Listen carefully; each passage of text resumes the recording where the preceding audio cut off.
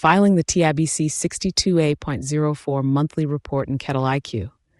In this short training, I'll show you how to generate the report, review your Texas production and distribution, and file it. Let's take a look.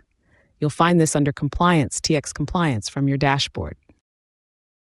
This is the monthly report required under TABC Rule 62A.04, T being the Texas Alcoholic Beverage Commission. It's filed through Ames and due the 15th, and the calendar up top tracks it separately from writs. Select the reporting period, then click Generate.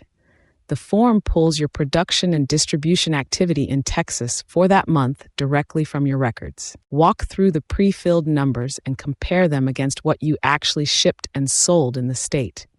Schedule 1, Schedule 3, and Schedule 4 all build from this. Click Download to keep a copy for your files, then click File to submit it.